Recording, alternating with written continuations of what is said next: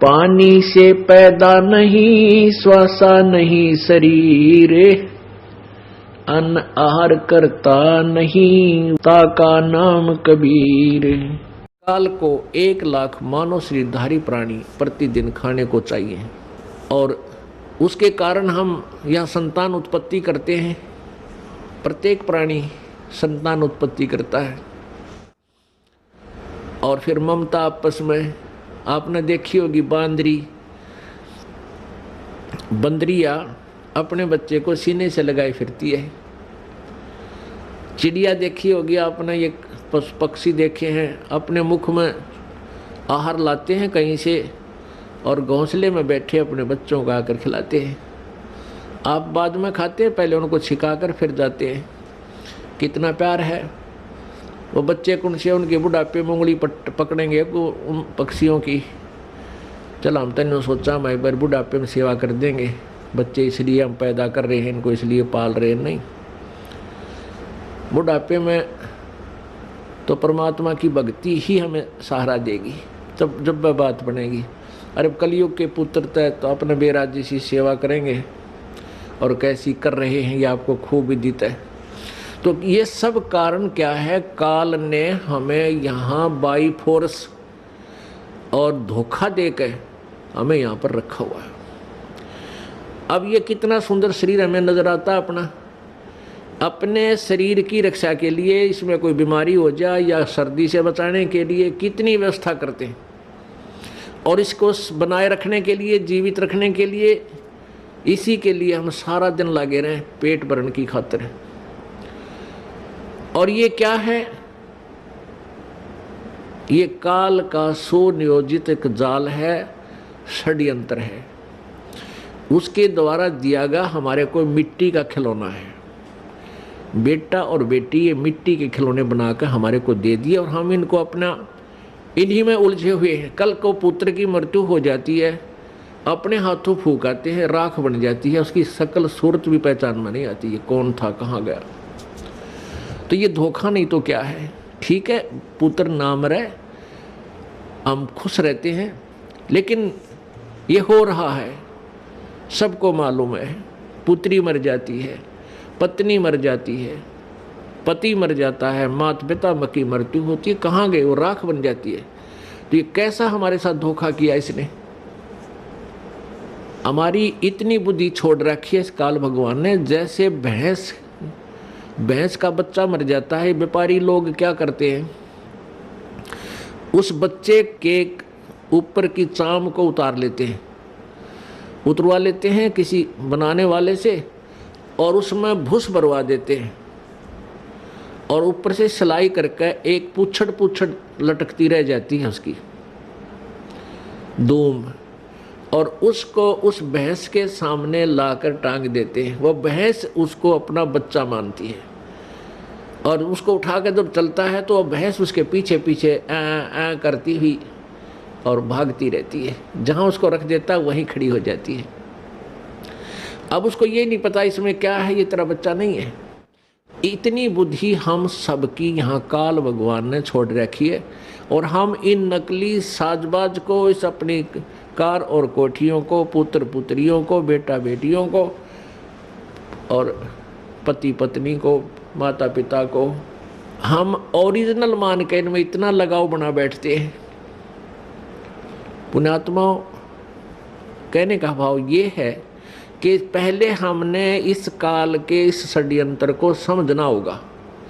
फिर षड्यंत्र समझ में आने के बाद फिर क्या है कि जैसे यहाँ कोई भी आपका बेटा है, बेटी है, माता है, पिता, बहन, भाई है, ये सभी अपने हैं। चाहे कोई रिश्तेदार है या बाहर वैसे कोई प्राणी है, दूर देश का है, गांव का है, कोई भी प्राणी है, ये सब अपने ही हैं। हम एक पिता की संतान हैं। अब हम यहाँ काल के जाल में फंस गए और यहाँ की जो मर्यादा, यहाँ की व्यवस्था, यहाँ का नियम कानून ऐसा है, तो फिर हमने अपने बच्चों को, भाइयों को, बहनों को, मित्रों को, जो भी हमारे संपर्क में आवे, उनको सबसे बड़ा उनका उपकार ये है कि उनको इस काल के जाल से परिचित करावें। और फिर आपके बेटे हैं, बेटी हैं, आपके भाई हैं, बहन हैं, माता पिता हैं, इनकी हमने सेवा करनी है। इनका जैसे भी हमारा इनको रोल है, इनके प्रति जो कर्तव्य है वो हमने भगवान से डर कर उसको पूरा भी करना है, क्योंकि ये सभी परमात्मा के बच्चे हैं और यहाँ सभी दुखी हैं। अब जैसे माता पिता जो बूढ़े हो जाते हैं, असहाय हो जाते हैं, अब उनकी सेवा करना आपका परम कर्तव्य बना है, क्योंकि माता पिता जब बच्चा या बेटा या बेटी उत्पन्न होती है, बेटी उत्पन्न होती है, उसका तो उद्देश्य पता होता है ये तो पराई होनी है, उसको भी प्यार से पालता है अपने सीने से लगाकर, ऐसा नहीं, क्योंकि उसको ये मालूम है कि हमें भी कोई ऐसे एक पाल कर एक बेटी देगा।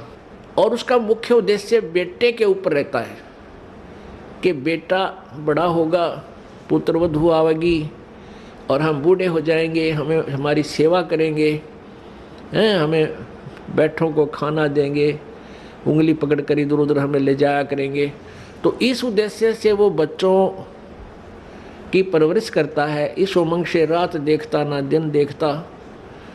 तो जब वो बूढ़े हो जाते हैं तो वो डिज़र्व करते हैं आपसे वो सेवा, और आप वो कर नहीं पाते।